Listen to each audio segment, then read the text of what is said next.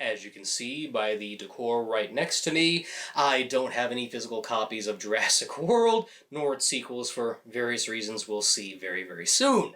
But that's okay. We still got the Ultimate Trilogy, and a couple of other things that somewhat match the entertainment value of this movie and the next two. I got Jaws 3D, Maximum Overdrive, Weird Science because, well, sure, there's hybrids, and the science behind them is weird, and not to mention my copy of the entire series of the 1991 Land of the Lost remake. But if that's not good enough, I still got my McDonald's cups, all 6 of them perched right here. I hope this is enough to get me through this and the next two. With that said, welcome back to Jurassic June.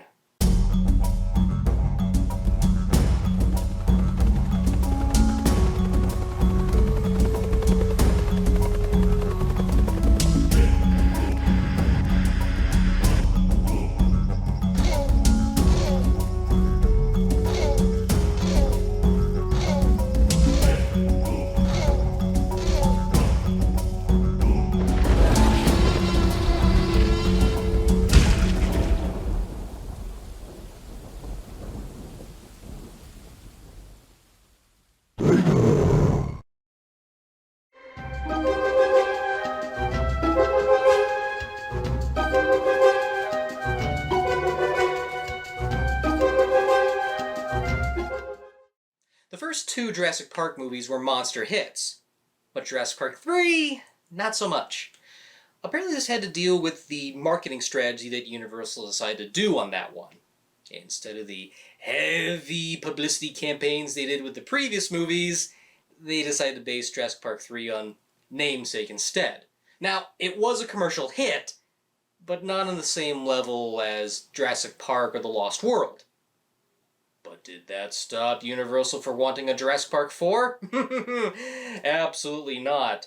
In fact, development entered immediately after the third movie's release.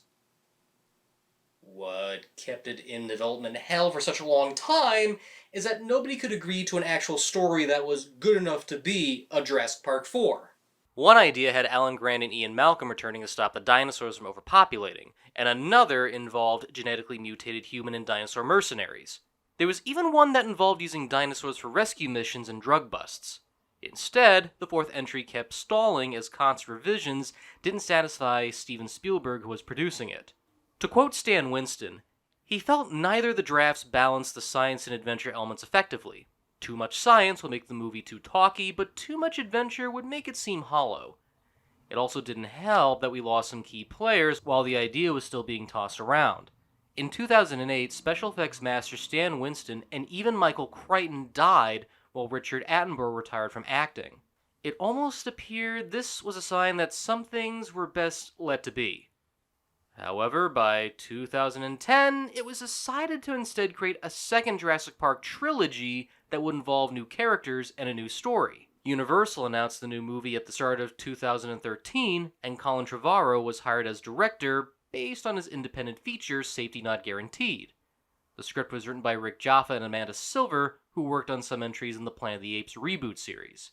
However, Trevorrow decided to instead completely rewrite the script with Derek Connolly, feeling that the Jaffa and Silver screenplay was not a good movie and wanted to get the material right. The project was delayed to give more rewrite time, and especially the will to construct the sets, as Trevorrow and Connolly's changes were said to be more large-scale compared to the original script. Both incorporated ideas that Steven Spielberg suggested to have, which included the park being fully operational and functioning, a human that trains the raptors, and a dinosaur that goes on the loose. Knowing this now, it feels like Jurassic World is a different mixture and combination of these different ideas, especially from previous ones that were bubbling up when it was still in development for a little over a decade. But I feel like there's no concrete support that helps them stick well. Looking back, 2015 was a year full of reboots. Some of them were good, others sucked, and then you had one or two I felt indifferent towards. Force Awakens was overrated. End. Jurassic World was one I did see on opening weekend, and I enjoyed it. Maybe it was the audience I was with, but they ate it up as much as I did. Over time, the will to rewatch this one started to dwindle. Seeing this movie at home left a much different experience. It wasn't as enjoyable as I first saw it, and the more I kept seeing it, the flaws started to surface more. What I do like is how the park is finally open to the public. There were so many possibilities hinted in the first movie, and some of them do get carried over here, even if seen briefly. It's interesting to see the crowds of people enter the park and finally get to see Hammond's original plan come to fruition. Hundreds of people are trying to record predator eating sessions on cell phones, kids riding baby dinosaurs, and not to mention tons of mini-mall-like shops that linger between product placement and just for the sake of being there.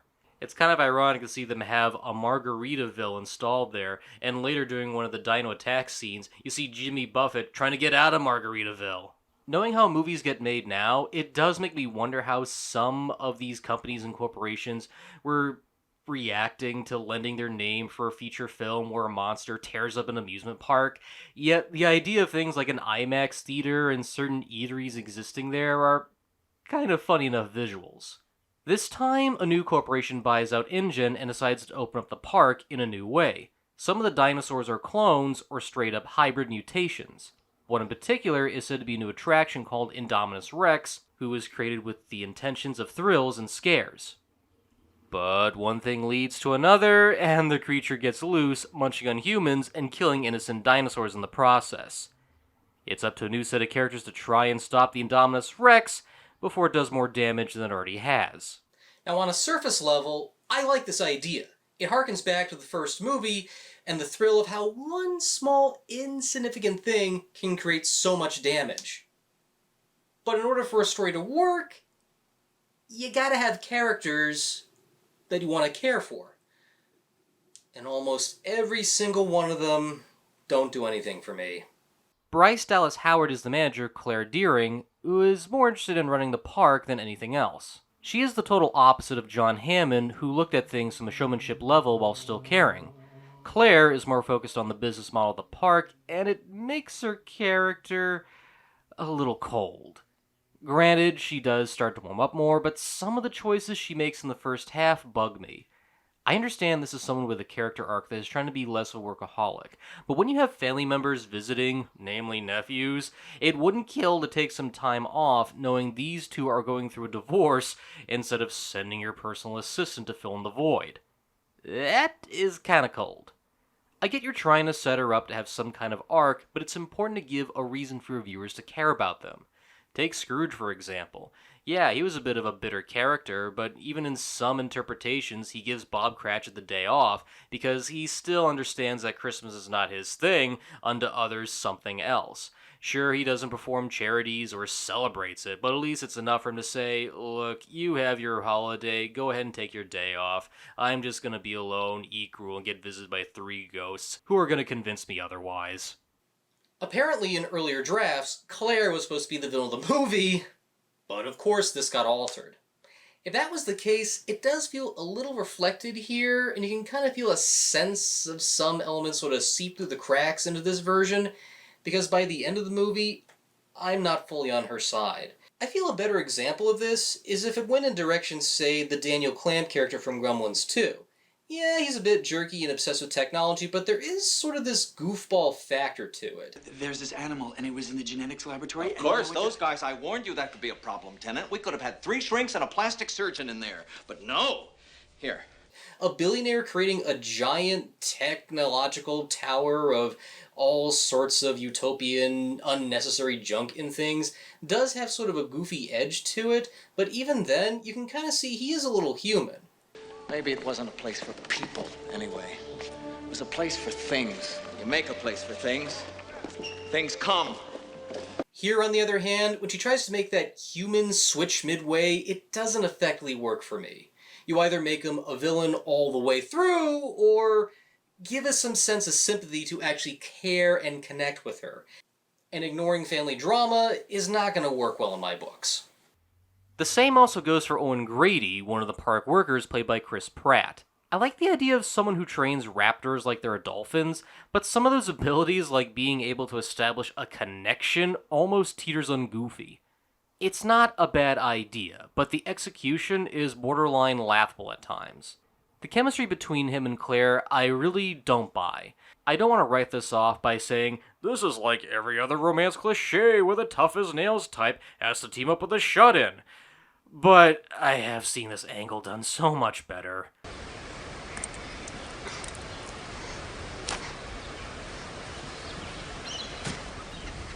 What is that supposed to mean?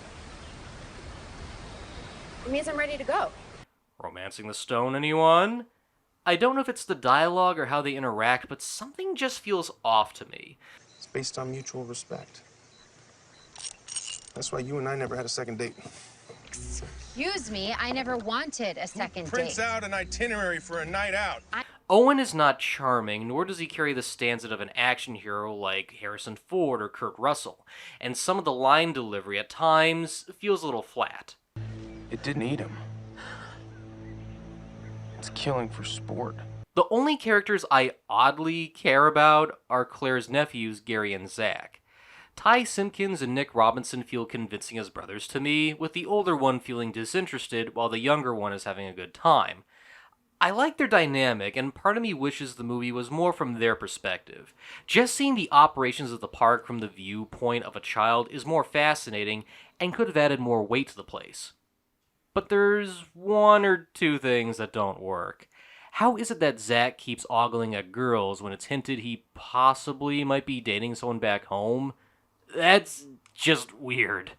Also, there's a scene on the monorail where Zach breaks to his brother their parents are getting divorced. This subplot of their parents splitting up doesn't seem to have a major impact for most of the story, while only being hinted in spots. While the first movie briefly mentioned that Tim and Alex are going through a similar thing, it was not a big focus. It was just a small mention and that was it. You telling me that Hammond can't even bother to see me?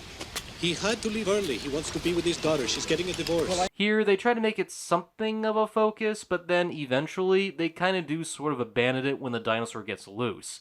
I don't really see the point of it existing outside of unneeded dramatic tension that doesn't really have any point being there. I feel that in the grand layout of this entry, cutting this little detail probably would have been for the best. It doesn't really serve much of the plot, nor does it have a payoff at the end. Okay, maybe kind of sort of it does when the parents return, but either way, it's just a small little reunion, and that's that. The same can be also said for Vincent D'Onofrio's character, Vic Hoskins. His ordeal is that he just wants to use the Raptors for military purposes, but most of the time he's just standing around and just watching the events take place. Dare I say it, this almost feels like he's watching the movie instead of making some form of impact to the movie. He just walks around, goes on about wanting to weaponize the dinosaurs, and that is it. Eventually they do go along with his plan near the end, but guess what? It backfires! Yeah, the Raptors turn on the humans after one talks with the Indominus. Like, no duh, what do you think was gonna happen?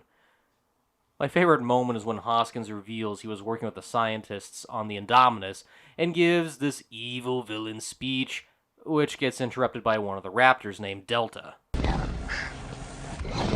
We're on the same side, right? Right? We're not the same. 'Cause I ain't dead. Jeez! Talk about biting the hand that feeds you. Of course Delta's gonna act that way. You don't have any connections with her, nor did you even imprint her. What a moronic bone bag. The biggest surprise was seeing B.D. Wan return from the first movie, reprising Henry Wu. He was briefly seen in the movie, but I feel his part here is expanded upon and more in tune with the novel's take. You cannot have an animal with exaggerated predator features without the corresponding behavioral traits. Henry is meant to be more of a mad scientist that is creating kinds of hybrids and creations. Part of me wishes this was the true antagonist. I mean, it makes more sense. Make him the Dr. Frankenstein of this trilogy. Like, build him up into the third movie where he's doing something with the dinosaurs. Just slowly inching his way to the point where he reaches the top and then our characters have to go against him to try and get rid of his, reign of scientism or something like that.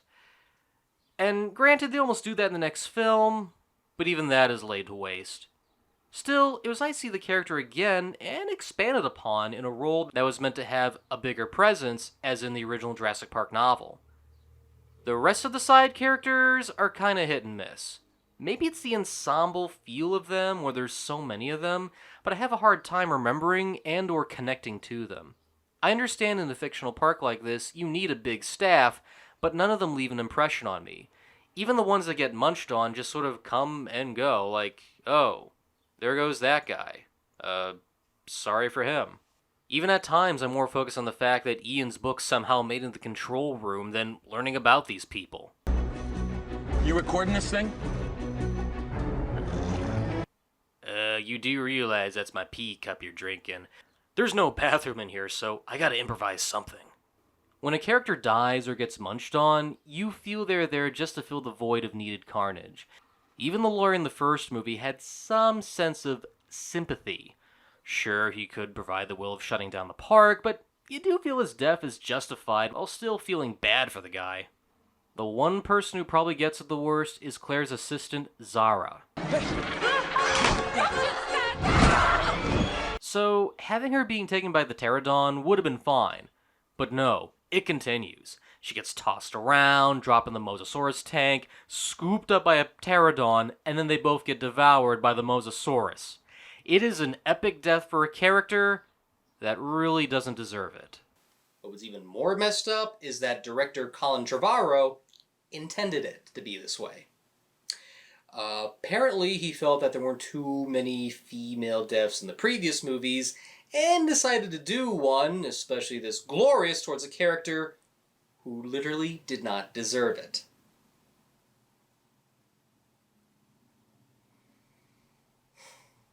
Now, as one who loves a good sick joke, seriously say that for a character that truly deserves it, like Vic Hoskins. What a waste of an epic death. There's also the fact too many characters make too many dumb choices here. Of course, Jurassic Park has its B-movie roots, but some of the things that took place, like Hammond not thinking deeply on park security, made sense. Hammond was more focused on showmanship and consequently resulted in having an inexpensive staff. Here, the dumb is a bit annoying. When Claire thinks the Indominus Rex is loose, she orders Grady and some staff members to investigate inside the cage. Once they're in, it's revealed the Indominus had a tracking device, and some staff members discovered it had never left, but was camouflaging. Alright, even if they do mention the sensors couldn't read the thing, why couldn't you just check the tracking device first before sending people in? And what's more annoying, this is essentially what leads it to getting loose into the park.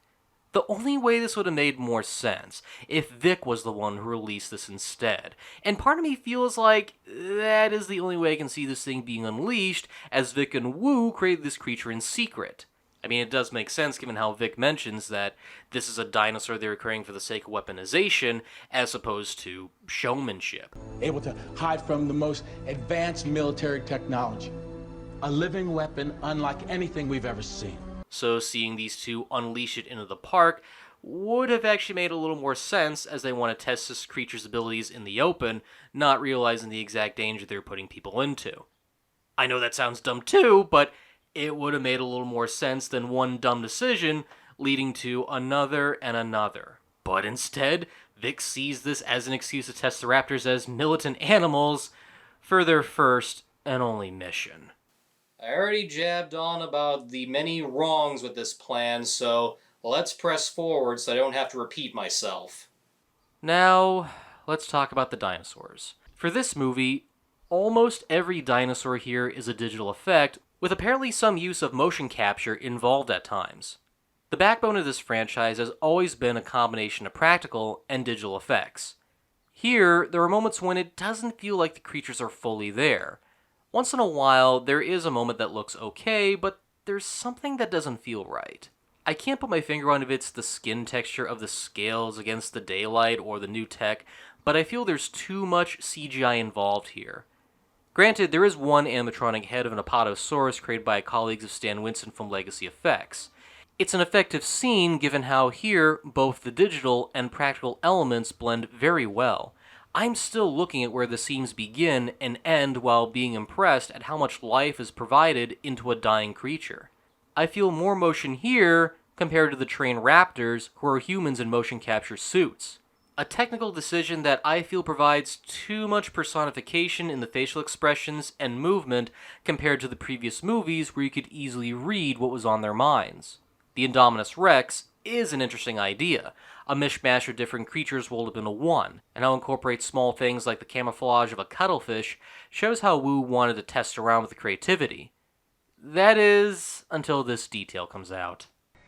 I know why they wouldn't tell us what it's made of. That thing's part raptor. So, instead of making a hybrid T-Rex, they decided to craft a king-sized velociraptor instead. Look, I know they try to justify this by saying it incorporates many other bits and pieces of DNA and little things here and there, especially given how we see in Wu's secret laboratory all these different test creatures, which are kind of interesting and could make for its own feature, but here's my 2 cents. If it walks like a raptor, if it talks like a raptor, if it behaves like a raptor, then truly it is one. Okay, with the exception of Lost World, what is with the obsession of making raptors the central thing of this series? The first movie, I can clearly understand. There was actual build-up and setup to it.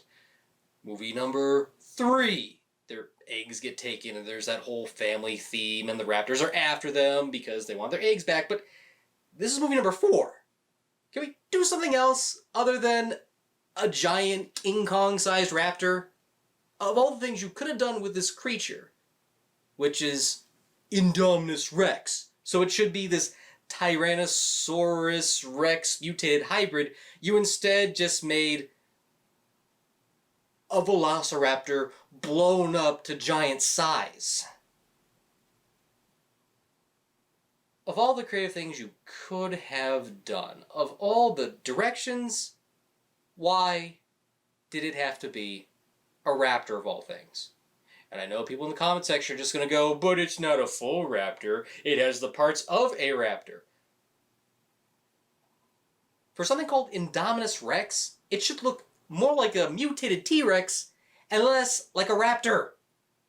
Seriously, leave the raptors alone!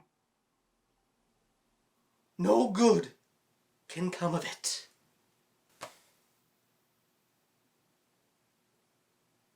Say, is it too late to cover the Carnosaur movies instead? Go!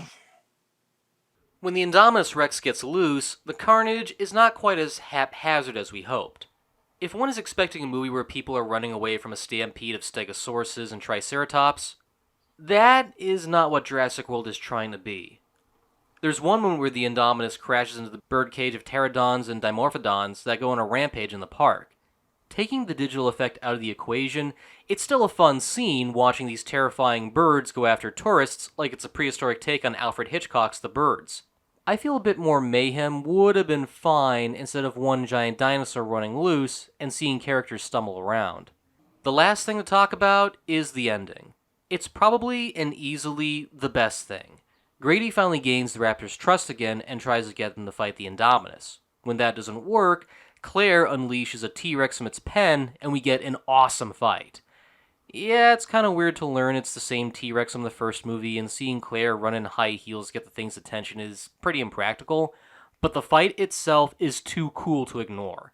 For once, the T-Rex has a fighting chance. Yeah, the scene of it hitting the Spinosaurus is on the nose, but it's still kind of funny. There's a tag team moment with one of the raptors named Blue, and it was a blast seeing these two fight it out on the big screen. For all the irritating things this movie provided, this finale almost makes the ride worth it. Looking back at it all, I am still miffed that 2015, we endured a lot of reboots. Some that played it too safe, and others that took risks and either were successful or not in their own vein. Jurassic World, on the other hand, somewhat falls in the middle. It tries to avoid repeating the same story elements from the first movie by simply showing what would happen if the park opened. It's an interesting concept that leads to so many opportunities of wonder and gleeful destruction. What makes it tough to get through are the characters and the plot. Too many people make dumb choices, and it's hard to pinpoint which character is the true focus in a sea of many. There are not enough action beats to sustain my interest, even if I admit some of them are well done. And while it's not completely fueled by nostalgia and fandom nods, you do wonder how this could have worked if the focus was more on the new park and less on callbacks. It's solely dependent on franchise nods and Easter eggs, but they are slightly distracting when you consider the centerpiece of the movie involves some characters visiting the original park in ruins. Jurassic World is far from being labeled the worst, and there is some good stuff in here, but you need a good tolerance to get through some of the annoying parts. Final verdict? Mixed bag, but not the worst. Now, with all due respect, if I was to rank this one, I'd probably put it slightly above Jurassic Park 3. It's not as good as the first two, but I can't say it didn't try. I mean, at the time, it was the first in a trilogy of movies. So I guess I gave it a little slack knowing that it was the first in a group of 3, and maybe those other 2 Jurassic World sequels will make up for it. Deep hurting. Deep hurting. But alas, all I can say is simply this. My dear folks, hold on to your butts, because it's going to get pretty rocky from here. Our vacation began, mapping out a plan, but the map never showed the danger down the road. We felt like it was shaking as the air was broken. There's nowhere to hide, it's the ride of our lives. Now we've crossed the line, falling through time. Living in the land of the lost. What a world we found, deep underground. Living in the land of the lost. This world is strange and new. See the triple moons, but don't you turn your back. You become a snack. 'Cause some Tyrannosaurus could be hungry for us. We need to make some friends. The wonder never ends. Now we've crossed the line, falling through time. Living in the land of the lost. We opened the door and found dinosaurs. Living in the land of the lost. Living in the land of the lost. Land of the lost.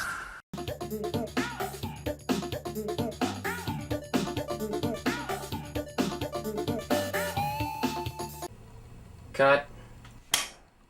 That first park was legit. You know, I have a lot of respect for it. They didn't need these genetic hybrids. They just needed dinosaurs, real dinosaurs. That's kind of enough. Please don't wear it again. The island is in the past. I want to show you the future. Blue's DNA will form the architecture of a completely new creature. What is that thing? They made it. There's a town 5 miles from here. If we don't shut this down, everything changes. Blue,